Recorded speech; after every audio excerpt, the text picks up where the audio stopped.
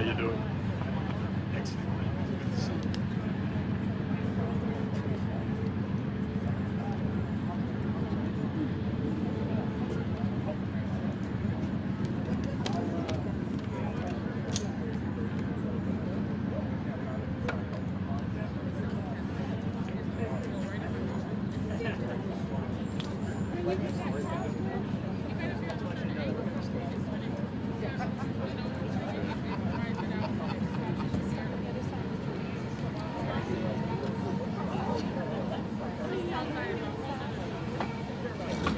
Hey Leon, how are you, man? How's it going?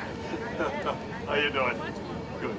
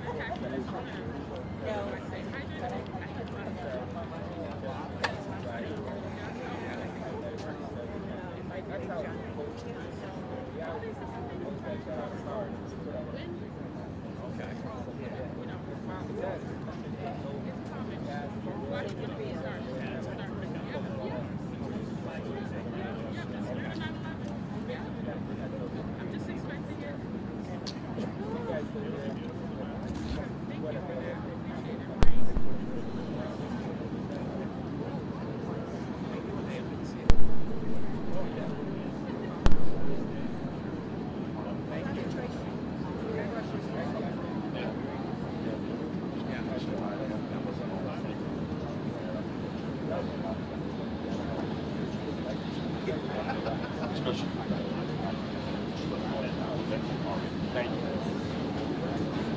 No, I'm good. Not all. Yeah. All right.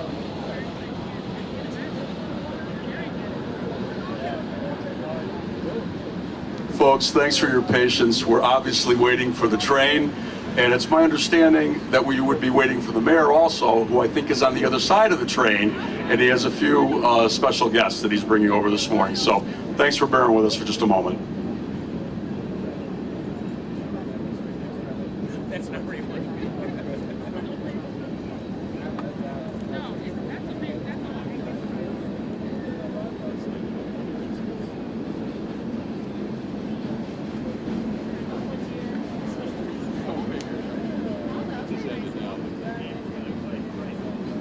Sure. How you doing? Good. Good. Good.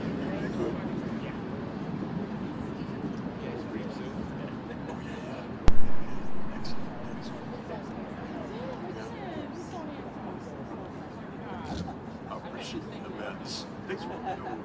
It's going for us. Yeah. No, you're so sweet. I know. I love you so much as a parent. Oh my gosh.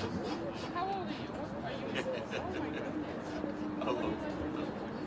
Yeah. We're ready to jump back on something waiting.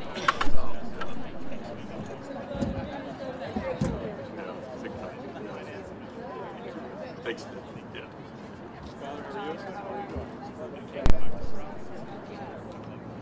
Yeah, ready to take a seat, Mickey?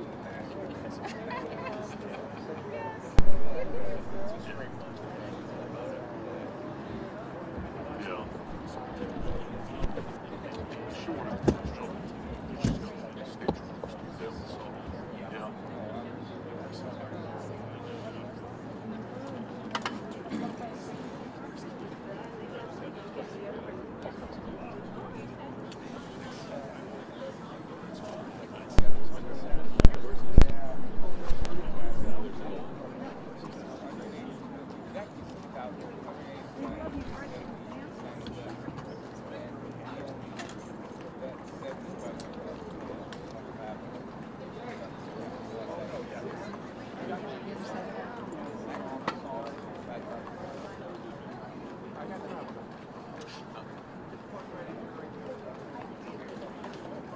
course you would. Kevin?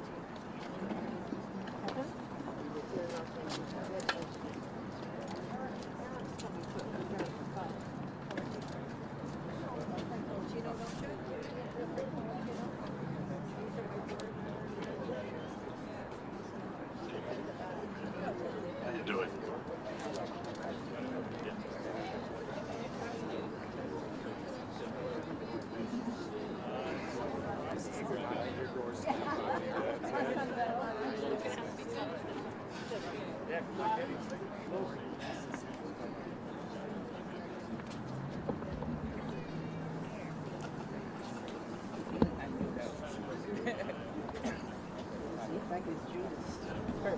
Oh yeah?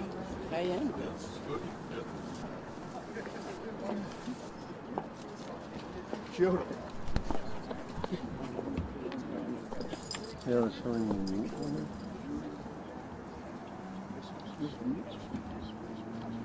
I know there's one on the other side, but there isn't one on this. Did you see how it says mute? Got a low battery life too. Well, I just changed the batteries and it shows it's full. Go online and look up station by the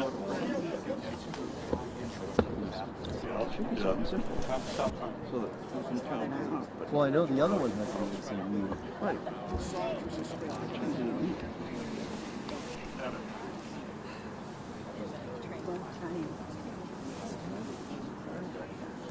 You know, I'm sure he is.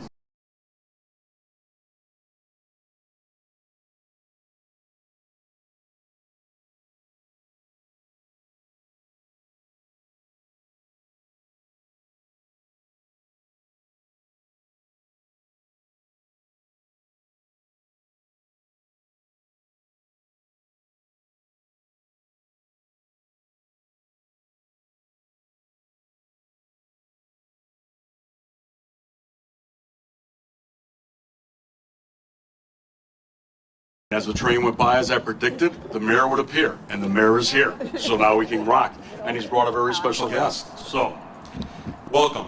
My name's Tony Signoli. Thank you all for joining us here again on Springfield's riverfront to remember, as we've done time and time again, and as we do especially now with this very, very, very special, sacred even, piece of the towers from New York City that's part of our memorial here.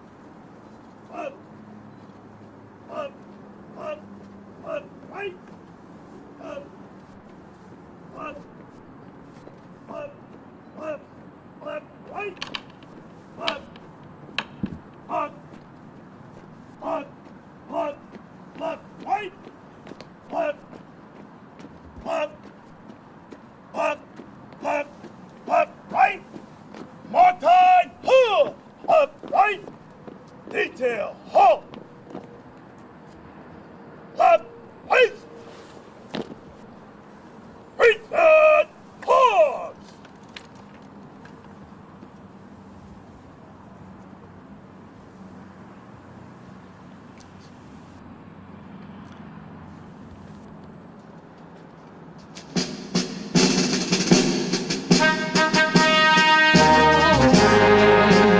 Can you see by the dawn's early light what so proudly we hailed at the twilight's last gleaming, whose broad stripes and bright stars through the perilous fight o'er the ramparts we watched were so gallantly streaming, and the rockets rattled,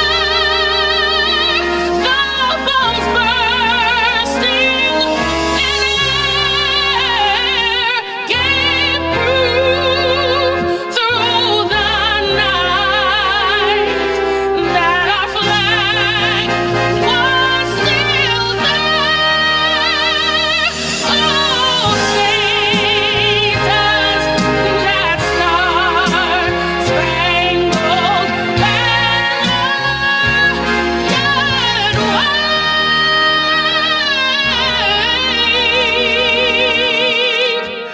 over the land of the free and the home of the brave.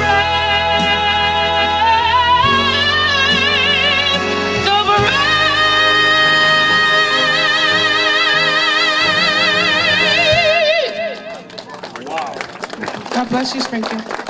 Wow. Thank you, Vanessa, the voice of Springfield. Nowhere else in America you're going to hear it that great. Thank you. I'd like to ask you all, please, now to join me in the Pledge of Allegiance. I pledge allegiance to the flag of the United States of America and to the republic for which it stands, one nation, under God, indivisible, with liberty and justice for all. Thank you. And now, Father Daly, please. Yeah, that's true. Very true. In the name of the Father, Son, Holy Spirit, amen. Let us pray. God of refuge and strength, we turn to you for peace and security as we recall the 9/11 attack. We thank you for the bravery and the sacrifice of those who have saved lives as first responders and laid down their lives for others. We commit their souls to your eternal care and celebrate their gifts to a fallen humanity. Comfort and strengthen the family and friends of those who died. Give healing and patience to the survivors of the attacks who are living with continued physical or psychological pain. Assure each person whose life changed forever of your protection and strength. May we learn to depend on the security you offer. While shock and horror of that tragic day have subsided, never let us forget the innocent lives lost and an emptiness that so many feel and live each day. As we remember the terrorist attacks of 9/11, we pray for peace. May our suffering from these attacks awaken in us an awareness of the pain and fear that so many around the world live with each day. We pray for those who struggle against oppression and injustice. Guide the choices of our world and local leaders. Give them wisdom and discernment as they try to alleviate terror of all sorts, from genocide to hunger, from drought to bombings, from shootings to natural disasters. May their actions bring your peace to all people of the world. Gracious God, our world changed on September 11th, 2001. We have seen how easily buildings can fall and how quickly lives can end. As foundations we once thought secure have been shaken, we're reminded of the illusion of security. As we remember 9/11, may it remind us that you are our only true security. Give us your strength to face the memory of this attack and the changes it made in our lives. Give us your compassion to help each other and recognize need around the world. Give us your hope as we face an uncertain future. Give us your peace. And we pray this in your holy name, O Lord our God. Amen. Thank you, Father Dale. Please be seated. We've learned a lot since those fateful days and the day that we remember now. And one thing we've also learned is that some lead from the front and do an exemplary job of that. In Springfield, we have such a leader. During a tornado, natural disasters, a natural gas explosions that happened in downtown Springfield, we saw this man lead from the front. Ladies and gentlemen, the mayor, our mayor, the mayor of the city of Springfield, Dominic Sarno. Thank you. Thank you, Tony C. I'm going to hold my remarks because I'm just very pleased and honored that Attorney General and our governor-to-be, Maura Healey, who was here earlier to continue to support and move forward on East-West Rail at Union Station and many infrastructure projects, said to me, finding out that we're having a 9/11 event, I want to be here. I want to be here to pay respect and pay homage to all those first responders and to those and the families that they lost their lives. She has to be at again, with a hectic schedule, she has to be at a 2 o'clock very shortly. But her head, her heart, her gut, and she's been a great partner as Attorney General, and I know she's going to be a great partner as the governor of our Commonwealth. She wanted to be here. I'm going to bring her up now. She'd like to say a few words, then her apologies that she has to leave. Let's give a warm Springfield welcome to Attorney General Maura Healey, our next governor of the Commonwealth of Massachusetts.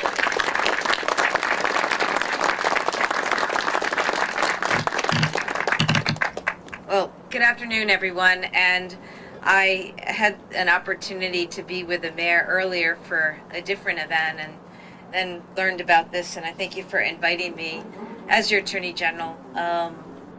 I've had the privilege of attending a number of 9/11 ceremonies these last 8 years, and every time I am struck by the solemnity of the moment, also the serenity of the moment. Because for me, at least, I think about a few things, and I think about, of course, the loss, the immeasurable loss of so many on that day, a day not unlike today, as we remember, but the loss for those families. I think about the sacrifice of those who rushed towards the buildings, and indeed, I wanted to be here today to commend and thank our first responders, in particular, law enforcement, especially who join firefighters, police, EMTs, and others who rushed towards the building that day, not knowing whether they would make it home. We thank them, and we also thank those who continue to toil out of sight, out of mind in many respects, to care for ongoing loss and pain and suffering experienced by the 9/11 families. So I think about the loss, I think about the sacrifice, but I also mention serenity. And I thank you, Chaplain and Vanessa, for the beautiful way in which you began today's ceremony, and of course to Tony. I mentioned serenity because I was driven out here today by someone who left teaching to join up and become a member of law enforcement right after 9/11. And I think of him, and I think of how many people who decided to pick up for a cause greater than their own and to change their lives that day. And I think about all the people who joined, whether it was law enforcement, who served in the military, who took to other realms of public service and community giving as a way to really sort of deal with that unimaginable pain. And so I end with serenity because that inspires me. I appreciate the city of Springfield so much, and one of the reasons I appreciate it is its resilience through good times and hard times. always with hope. Always with hope. And it's no surprise or wonder to me that you saw fit, thank you, to leave something here permanently for people to experience and be reminded of. I know it's lit up at night. I've seen it at night. The beautiful shadows cast and what they represent and symbolize. So on this day, as we remember the loss, we mourn the loss, we celebrate the sacrifice and commitment to those who serve, we also recommit ourselves, I know, to a spirit of resilience, a spirit of coming together as community, as country, to be our better selves and to stand strong for one another. Thank you, Springfield, and God bless all of you. God bless our 9/11 families, and may we wish the best for this country. Thank you. Thank you. Attorney General Healy, we appreciate you being here to help us remember today. John Schober, the chairman of the Spirit of Springfield, and the mayor have something to give to you, to present to you, to help you to remember this day and to say thank you for being here. Thank you, Tony. Good afternoon, everyone. It is a great personal honor and a pleasure on behalf of the Spirit of Springfield and our great city of Springfield to present to you our last of a limited edition photographs of this remarkable riverfront monument. It is our hope that you will adorn your new office with this remembrance, and we hope that it will remind you and serve as a reminder of your friends here in Springfield, and more importantly, to remind you that we shall never forget that there can be no greater pursuit that is greater than the peace, the freedom, the liberty, and the justice of all for our country. So congratulations to you, and thank you for being here today. God bless you.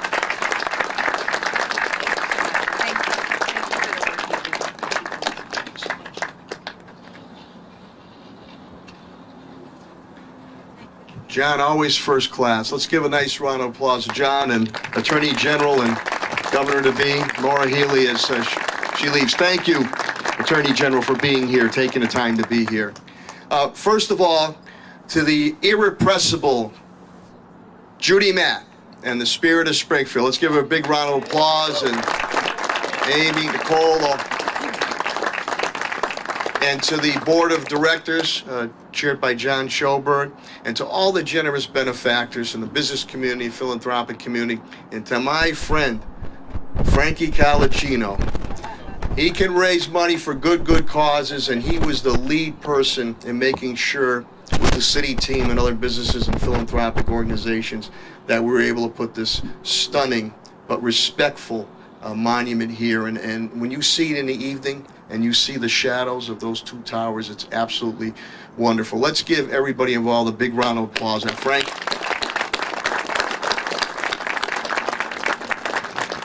Colonel, it is always a pleasure to see you. Last time we were on the riverfront was for the 4th of July, and Vanessa was singing for us before, and we give Godspeed to your men and women that keep us safe and sound, not only in home country, but across the world. Colonel, thank you very much for being here. To my pal, Father Daly, thanks for the prayers. As you know, I could use many of them, and I like your sense of humor when you bust my chops a little bit, so I like that, Father. To Fire Commissioner B.J. Calvi, who has done a tremendous job leading our fire department. B.J., thank you. To Deputy Chief Rupert Daniel, who is representing Police Superintendent Cheryl Clapproot, sends her regrets that she cannot be here today. He's a frontline veteran. He was over there, Afghanistan. 2 or 3 tours there. And now he's here, back here on the streets of Springfield, keeping us safe and sound. Rupert, thank you. Plus my father, God rest his soul, used to cut his hair. Show your hair now. Okay, yeah, okay. As he always says, good kid. Patrick Leonardo and AMR, I cannot say enough. They have been great partners as we moved with Helen Colton, Commissioner of Health and Human Services, Helen Colton Harris, to move to defeat this COVID-19. Patrick, thank you for AMR.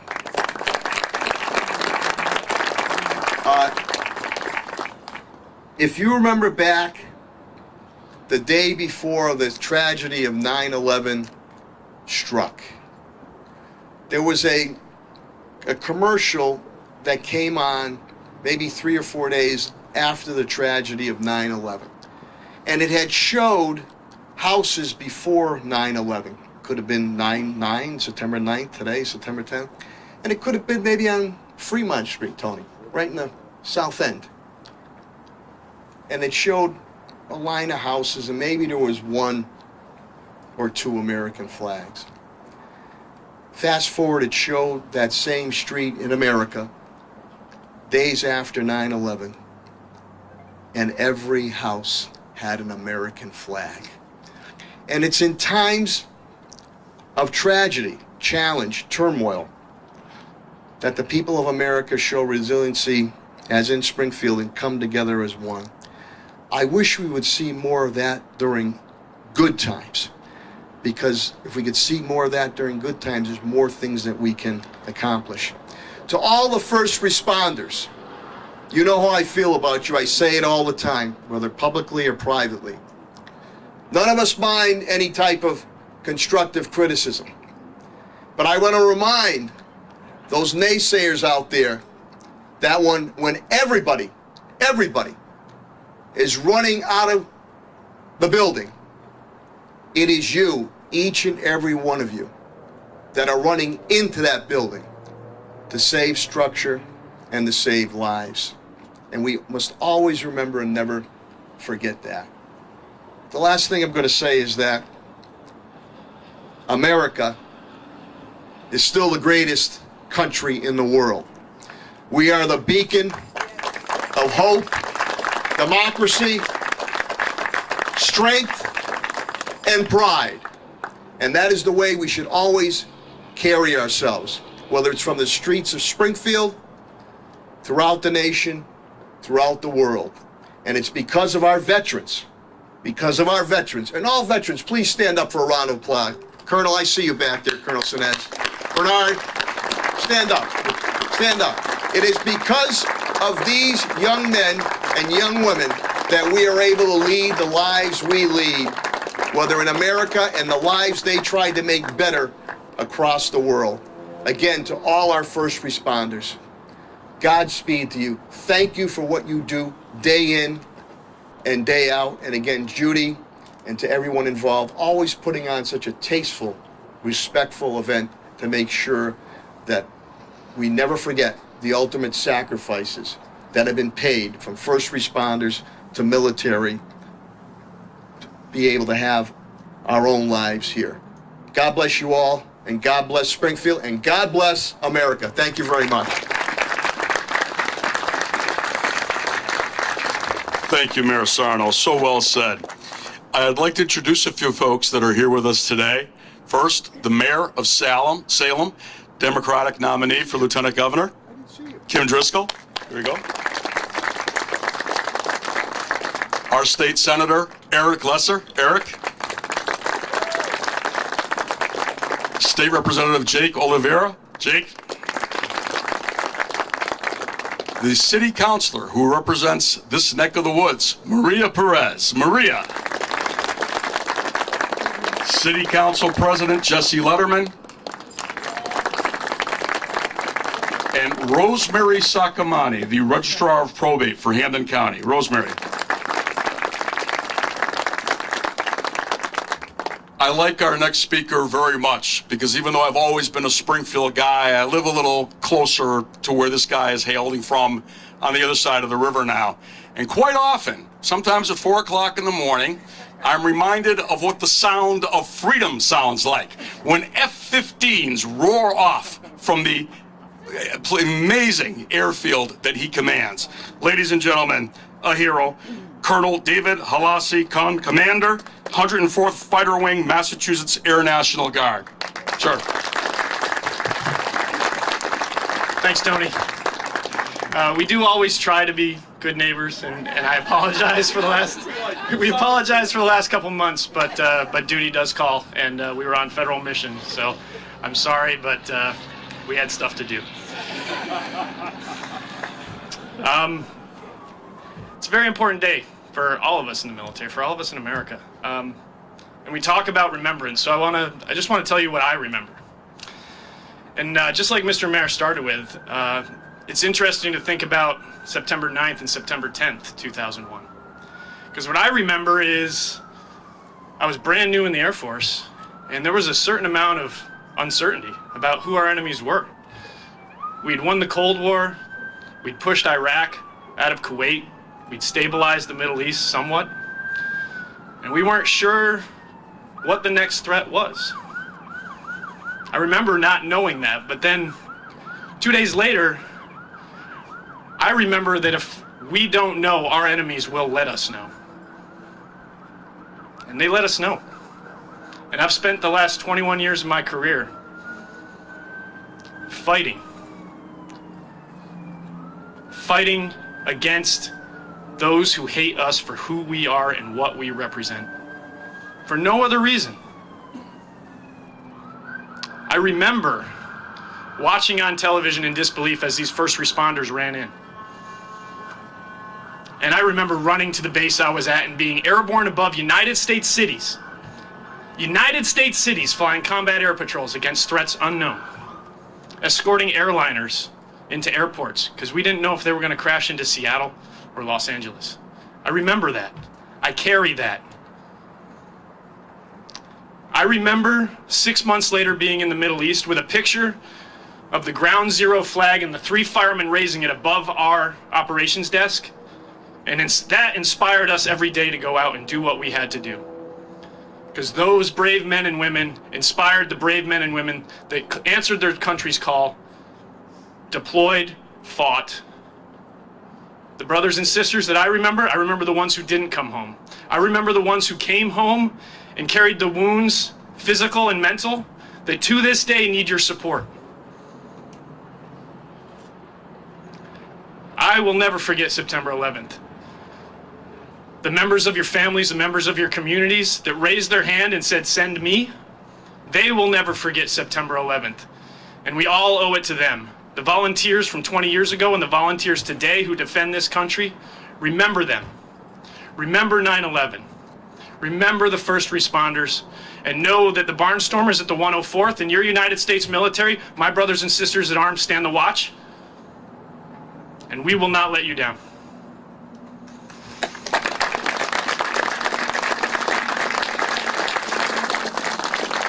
Wow. Thank you so much, Colonel. Wow. I'd like to introduce now, for the Firefighters' Remembrance, our Fire Commissioner, Bernard J. Calvi of the Springfield Fire Department.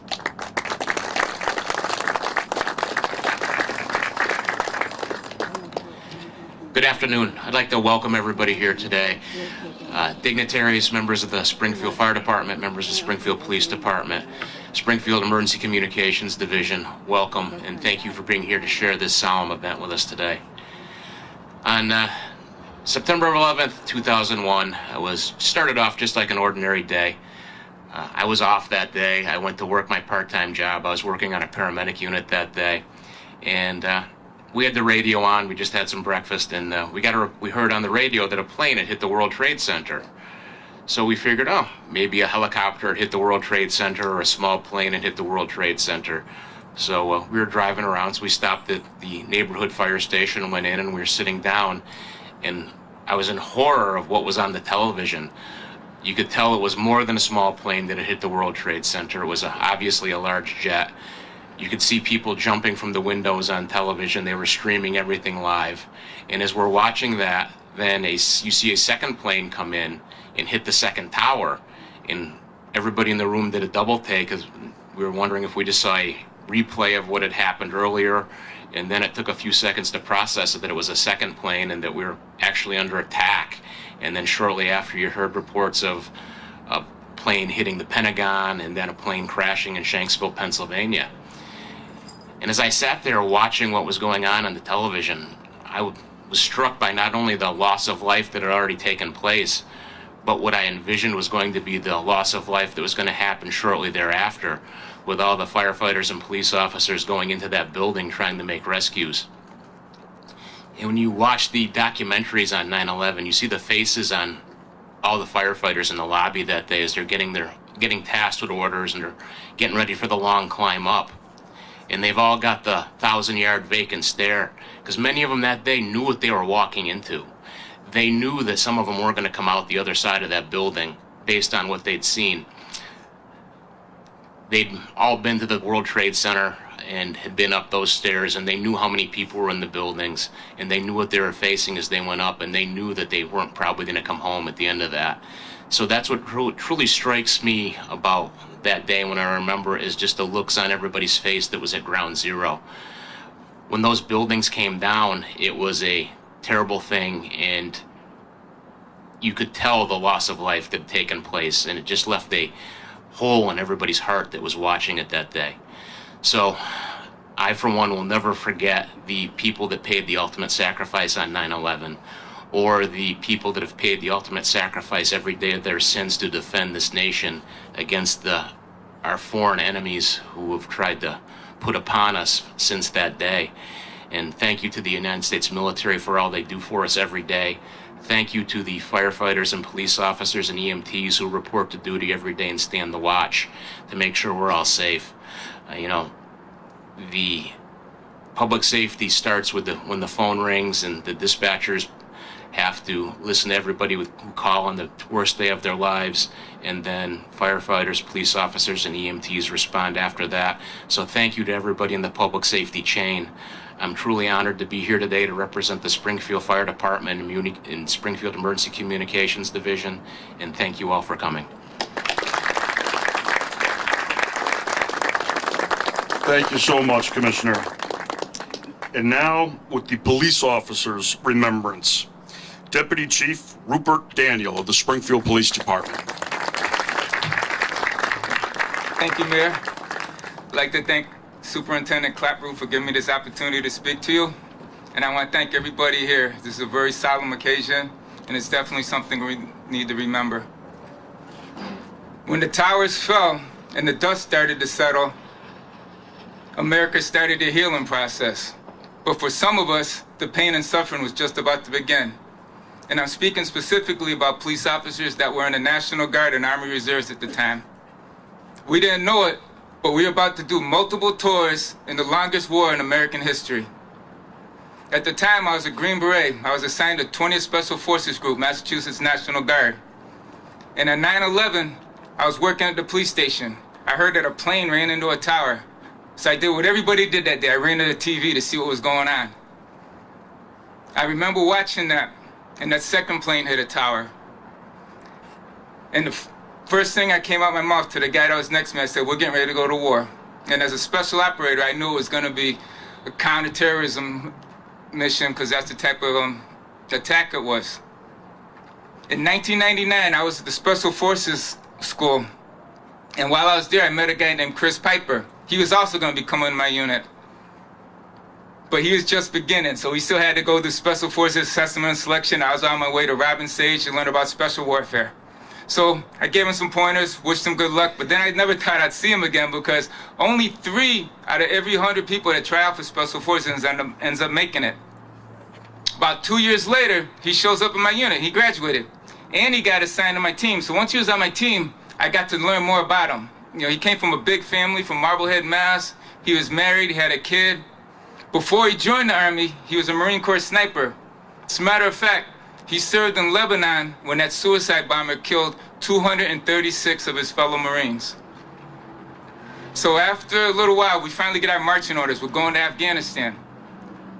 We go there, we take the fight to the enemy, because that's what we're paid to do, and that's what we wanted to do.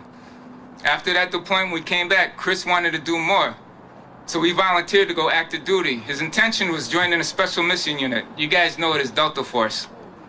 While he was going through the training, he got injured. So he had to rehab. He eventually ended up on active duty on an A team. So fast forward a couple years, I go on my second deployment to Afghanistan. The minute I got to Bagram, they pulled me off my team and they put me on an active duty team that had already lost 4 guys. They knew who was responsible for that. They just needed some help finding them, and that was one thing I was kind of good at. We finally catch the guy. Now the guys, they started talking to me. They said, so you're from 20th Group in Massachusetts? I was like, yeah. They said, there's a guy in our company who was in 20th Group before. I said, yeah, what's his name? They said, Chris Piper. I said, small world. So the way Special Forces is set up, you have companies, and each company's got 6A teams. When you deploy, those teams go to different parts of the country. Do whatever mission is needed in that region. Then at the end of the deployment, you get together. Eat a good meal, get cleaned up, get debriefed, get on a plane, and you go home. So I knew I was going to get an opportunity to catch up with Chris. I know he just got remarried. You know, I wanted to catch up, see what was going on. So end of the mission, my team, we rotate back. Chris's team is 3 days out. While we were waiting, we got message traffic that one of his Humvees hit an IED. I'm sorry. And they didn't give us any information. Then later on, we find out that there was 2 killed in action, 1 seriously injured, and 1 slightly injured. But still, we didn't know who. Then they finally tell us that it was Chris that was the one that was seriously injured. His commander was killed, his commo sergeant was killed, and his Afghan national that was with them, he got injured. Chris was the turret gunner of that Humvee. They found him 100 yards from that vehicle, but he was still alive because Chris was tough. We used to call him Pipes because he was always lifting weights, so he was a strong guy. The medevac bird that showed up actually had a doctor on it, which was amazing. That never happens. He just happened to be getting transferred somewhere, so Chris got a higher level of care than he would have got from a typical medevac package. They brought him to Bagram. I was there when they were rolling him to the OR. I saw him. He was still in one piece, but the IED did a number on him, but I knew Chris was a tough guy. So they patched him up in Bagram, shipped him back to Germany, got him stable, then they shipped him to Texas. I said, now I'm getting that warm and fuzzy because he's back on American soil, he's in a good hospital. So now we start planning. We're going to get on a plane and we're going to go visit him. About 2 weeks after that, my commander notified us that Chris passed away. Chris was one of 3 guys from my company that got killed during this war. One of 14 from 20th Group. And one thing all of those guys had in common, if they had survived the injuries, the first thing they would have said is, Doc, how can I get back in downrange? How can I get back in a fight? And I noticed because I had guys, they'd lose a leg. They'd say, Doc, hey, put one of those legs on that I can still run in.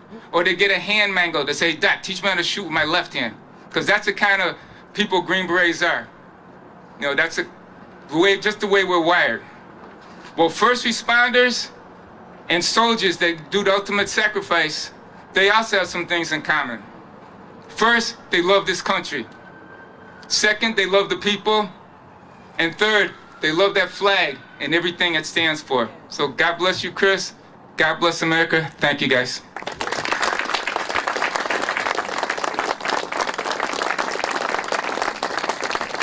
Wow. Thank you, Rupert. You know, amazing. The Colonel, Rupert, Green Beret, Special Services.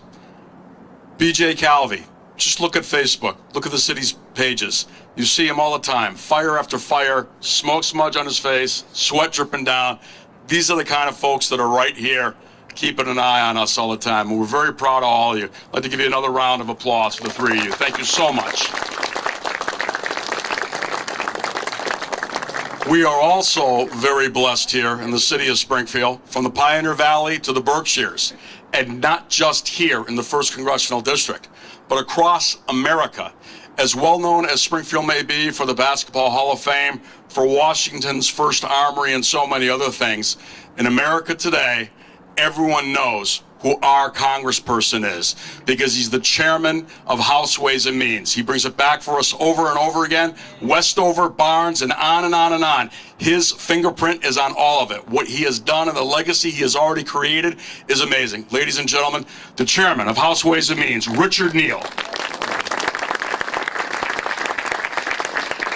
Thanks, Tony. I apologize for being late. I was busy with Kevin Kennedy's funeral this morning and another event at Union Station. I want to thank the mayor for his kind invitation, and also to follow Rupert, really impressive. But I also think that there's a grim memory we have, and we all know where we were that morning. And I will relive it for you. Got off the plane in Baltimore. Billy Tranghese, who's been with me since he was in about the 4th grade, he said to me, well, plane just hit the trade towers. Our initial reaction was, it was a mistake. And as we were driving to D.C., the announcement came, I think we were listening to WABC out of New York, and the second plane hit the trade towers. We knew it was no mistake. So the reminder for those of you who are here in uniform, and how grateful we are for what you've done, the reminder is that when everybody else was rushing out, for obvious and good reason, you were rushing in. Somebody once said the briefcases were on the outside, the helmets were on the inside. And I think that's a very telltale sign of what happened on that day. And I also thought that it would be wonderful if America could rally to that moment again, to put the divisiveness to the sidelines for a while, where for a good period of about a year, we saw national purpose and unity. We stood together. And I went actually to the site of the trade towers within a couple of days to see the smoke coming out of the ground and to see on the barges just across the way, near the Statue of Liberty, what was striking to me were the letters that were on the wall from children. And the letters said, "Have you seen my father? Have you seen my mother?" And they wrote phone numbers. "Please call me." Because there was that endless hope that somebody might still be discovered. So we look back at that fateful day, and we look at the sense of unity and national purpose that we all had, and not to try to replicate that's a terrible mistake. Where the country right now is in such an irritable mood, people disagree on virtually everything, trying to find again a sense of national purpose for those who died on that fateful day, and to never forget the last point that I'll make. The men and women who were in those towers, they were innocent. They were not enemy combatants. They just went to work that day. And to be caught in that maelstrom of what took place, I think is a reminder of how precious our constitutional system is, our democratic system. And that's what you defend every day. Now, last point is, the First Amendment guarantees a second opinion, right? That's the reality of it.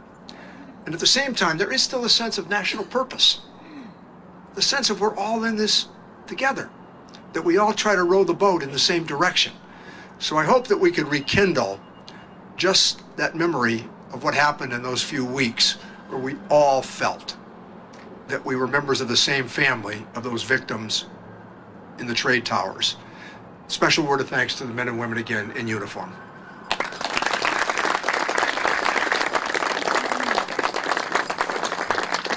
Thank you, Chairman Neal, very much so. You know, I had an opportunity here to see something from my vantage point that some of you may not have seen today, and it's exemplary of everything that we've heard about. These folks who are always on and never turn it off. Our last speaker before the ceremonial part of the ceremony today, I watched him quietly, quickly, and very swiftly join another member of AMR to go and help someone who was having some trouble here on the sideline. It's exemplary, and it's classic for what we see from AMR over and over again in the city of Springfield.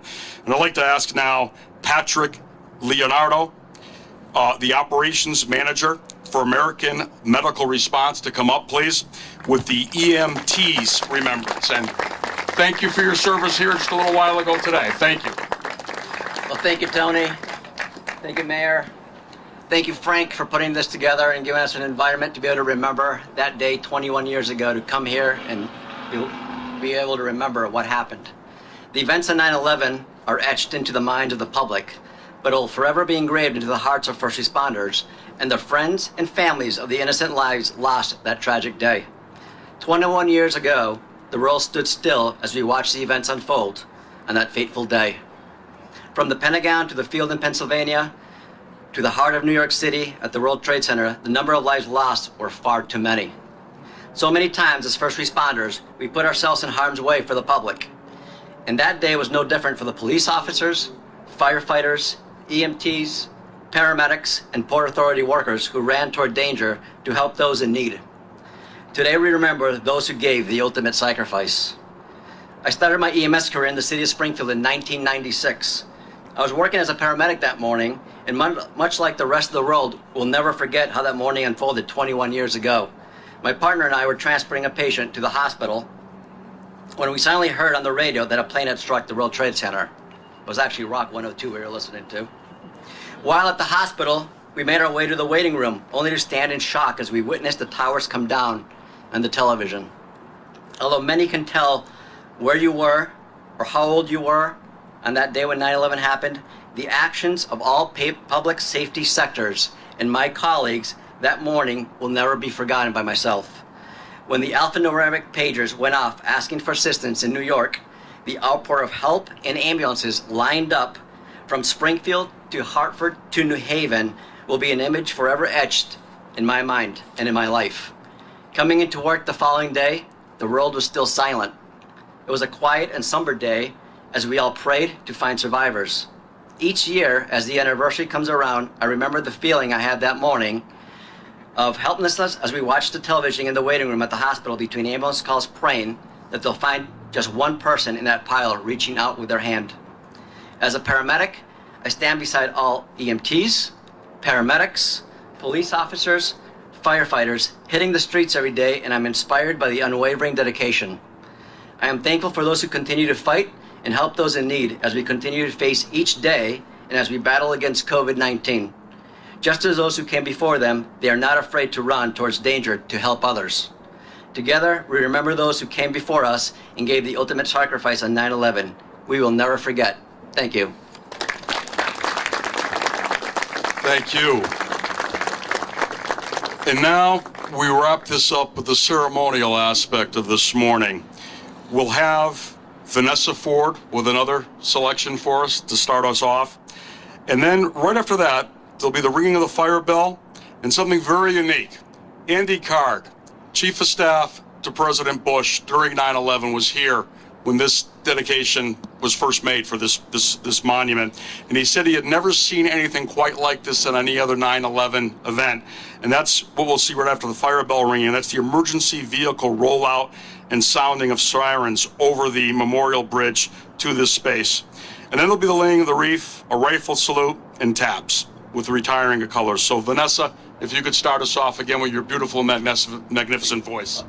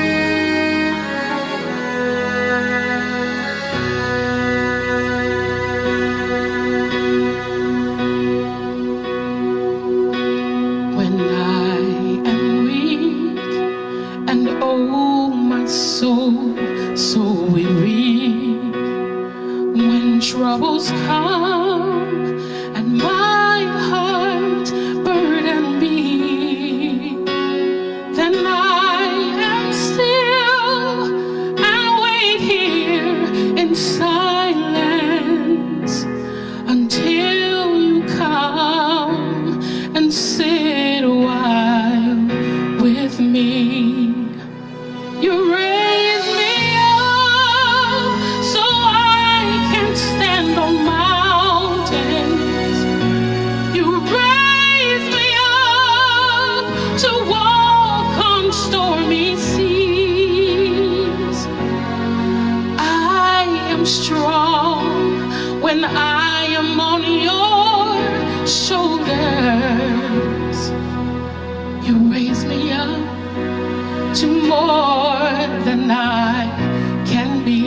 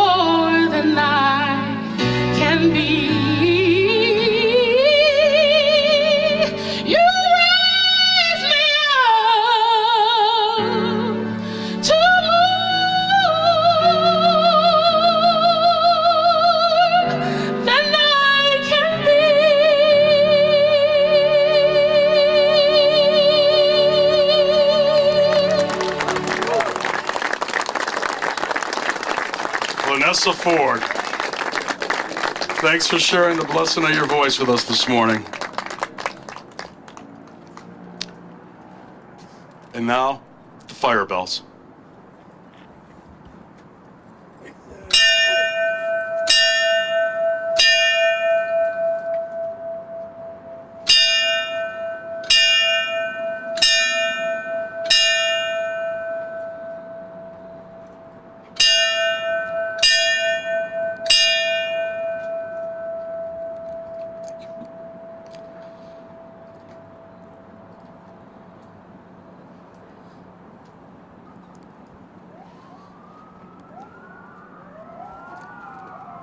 Ladies and gentlemen, I direct your attention to the Memorial Bridge.